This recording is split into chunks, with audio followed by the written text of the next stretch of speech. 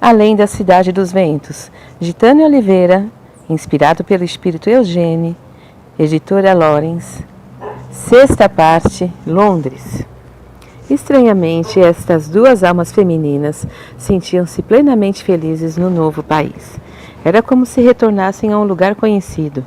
Nem o frio característico dos invernos londrinos diminuiu o entusiasmo das duas em seu novo lar. Londres é uma dessas cidades que reúne o antigo e o novo, o luxo e a simplicidade, o pitoresco e a vida elegante. Rica em história, tem mais de 2000 anos. Remonta à época do Império Romano, podendo ser considerada, ao mesmo tempo, uma das cidades mais modernas do mundo.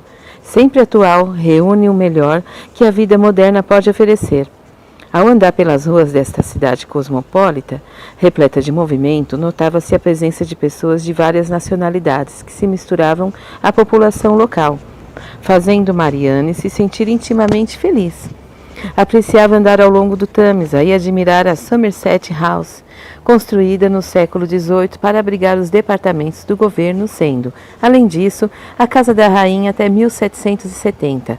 Andar por Trafalgar Square com seus famosos leões e suas fontes maravilhosas. Muitas vezes, Raquel, entusiasmada, a acompanhava quando embarcavam em um sightseeing. Os famosos ônibus vermelhos com a parte superior aberta, que partindo de Trafalgar Square visitavam os pontos principais da cidade. Propiciam um passeio emocionante e delicioso.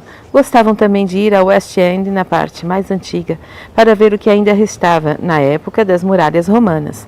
A famosa Catedral de St. Paul chamava sua atenção pela belíssima arquitetura, destacando-se sua cúpula gloriosa.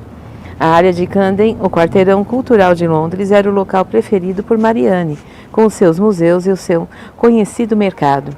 A arquitetura de Hampstead, com suas casas históricas como Kenwood, a faziam sentir como se estivessem em um daqueles filmes antigos, onde se desenrolavam grandes romances cheios de emoção e tragédia. Sempre que podia, Raquel realizava esses passeios, apreciando especialmente quando deslizavam pelo Tâmisa, com seus barcos com teto envidraçado. Desde a margem oeste até o norte havia uma infinidade de atrações, unindo elegância e beleza e trazendo aos seus corações emoções inesquecíveis. Mariana percebera que, ao andar por determinados locais, embora extremamente belos, tais como os parques cercados por frondosas árvores ou pelo casário antigo, que se estendia ao longo de alguma rua mais afastada, uma enorme melancolia a envolvia. Sentia uma certa amargura e atribuía estes sentimentos às saudades de casa e do Brasil. Amava o Brasil, seu país natal, com seus contrastes e sua rica e heterogênea cultura, sua natureza exuberante e mesmo no sul onde morava, embora se caracterizasse por ser uma região de clima subtropical, menos quente, apresentava uma flora e fauna muito ricas. Tudo isso aliado às esperanças que o país proporcionava como um berço onde todas as culturas eram aceitas com respeito e fraternidade, como o coração do mundo, faziam com que Marianne sentisse um amor ilimitado por seu país.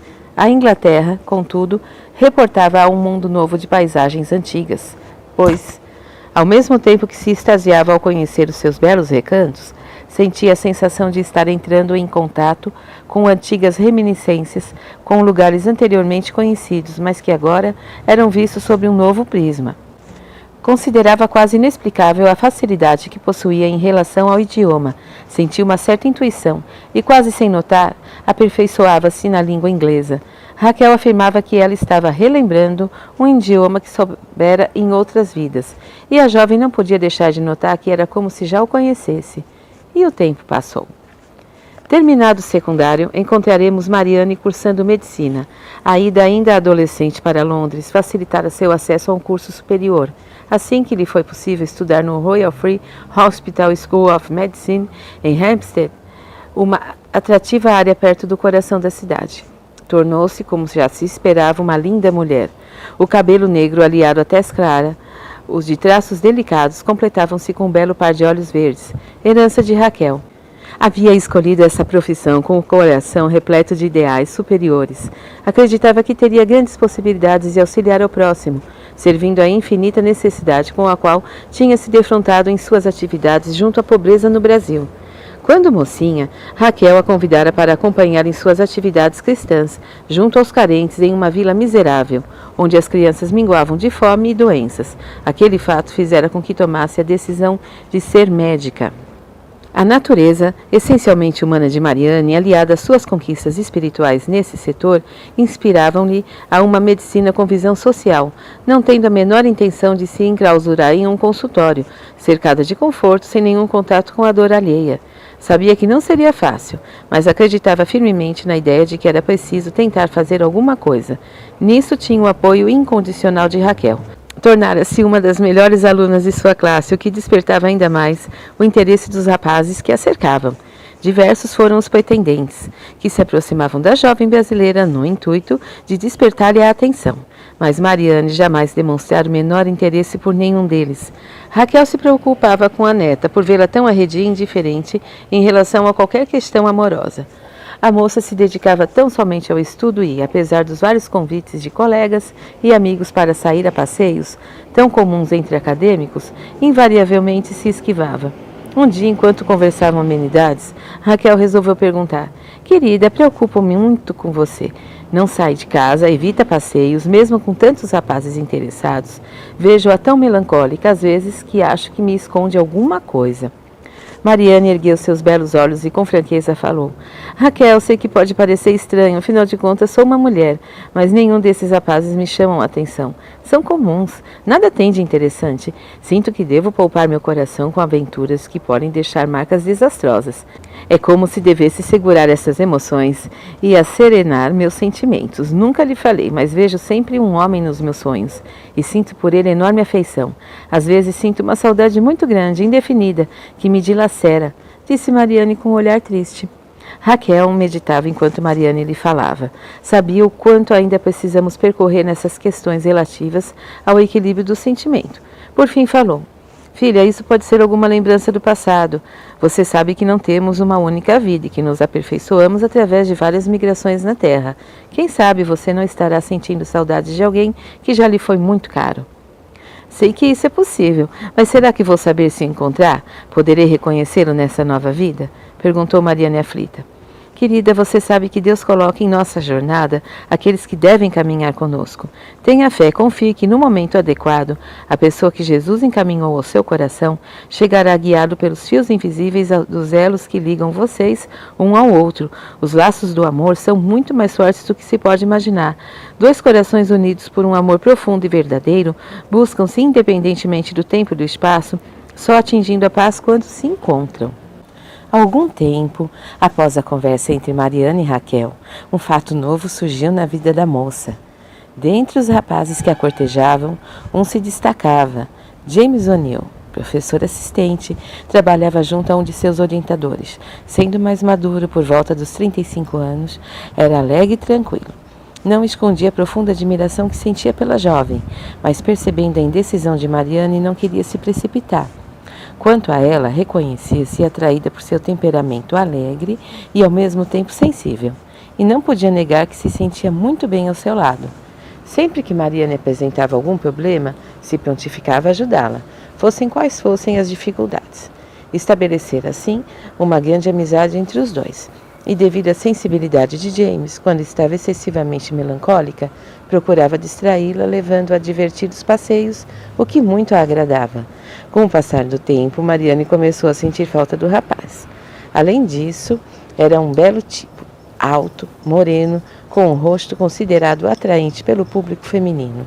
Sua condição de médico também emprestava-lhe um atrativo especial. Mariane, pela primeira vez, manifestava um sentimento novo em seu coração. Esperava-o ansiosamente e, quando marcavam algum encontro, se demorava ao vestir-se. Arrumando os cabelos, procurava realçar seus traços. Não podendo deixar de se alegrar intimamente quando, ao chegar, James a admirava fascinado. A amizade ia aumentando, os passeios se repetiam e os comentários na faculdade tornavam-se cada vez mais constantes. Mariane e James muitas vezes eram alvo de pequenas intrigas que, graças à sinceridade e confiança dos dois, não tinham, até o momento, causado maiores problemas. Mariane já há algum tempo percebia os sentimentos de James, mas tinha resolvido não o encorajar, esperando que ele se manifestasse. Essa atitude oriunda de sua insegurança fazia com que a aproximação que deveria completar-se para serem cumpridos por compromissos maiores assumidos na espiritualidade, fosse adiada, dando oportunidade para que surgissem interferências indesejadas em seus caminhos. Ah, como o coração do humano é cheio de incertezas! E os sentimentos, às vezes, por mais intensos que sejam, deixam brechas por onde se instalam a dúvida e a desconfiança. Certo dia, estando James ocupado em um trabalho que precisava realizar, pediu a Mariane que o aguardasse um pouco mais na faculdade, para que ele pudesse acompanhá-la até sua casa. Mariane, bastante cansada e não querendo apressar James, decidiu ir embora sozinha, ficando os dois de se encontrarem no dia seguinte. Assim, Mariane deixou James em sua sala e se dirigiu à saída do prédio. Depois de caminhar alguns passos ao se encaminhar para o ponto de ônibus, percebeu que era seguida e, voltando-se, viu frente a frente com Audley Barrett, colega de aula desde o início do curso. Audley era um dos jovens que, desde os primeiros tempos, insistiam em namorar Mariane. Diversas vezes ela frustrara suas intenções, explicando não existir esta possibilidade entre os dois. Mas o rapaz não desistia. Era um tipo irlandês, com os cabelos ruivos, cortados rentes à cabeça e os olhos azuis. Não fosse a arrogância que manifestava em toda a sua personalidade e a tez tão avermelhada, não seria de todo execrável para as moças. Mariane chegava mesmo a detestá-lo e lhe dirigia a palavra com o intuito de livrar-se de sua presença o mais breve possível. Conquanto sentisse tal aversão em relação ao moço, reconhecia ser um dever cristão expressar gentileza para com o colega, procurando tratá-lo pelo menos com cortesia. Inicialmente, naquele entardecer, assustara-se com a presença do rapaz indo ao seu encalço. Mas, depois, conhecendo-lhe a insistência, perguntou: "Você, Audley, o que deseja?" O moço, tentando ser agradável, disse: "Mariane, vi que estava sozinha e, como estou de carro, não me custaria levá-la em casa se você permitisse." "Agradeço, Audley, mas não é necessário. Logo virá a condução que me deixa perto de minha casa", disse Mariane, tentando subtrair-se à sua presença. Audley, no entanto, que aguardava uma oportunidade dessas há muito tempo, não se deu por vencido. "Não seja tola, Mariane. Só vou levar em casa. Mais nada. Seu namorado nem ficará sabendo. E, além do mais, está frio e anoitecendo. Não posso deixar uma amiga andar por aí de condução nessas condições." Mariane percebeu a insinuação contra James, mas preferiu não comentar o assunto. Contudo, Audley tinha razão. A tarde caía rápido e em seguida seria a noite. E ela estava tão cansada. Na tentativa de resolver a situação e pensando que poderia em poucos minutos estar em casa, aceitou a oferta.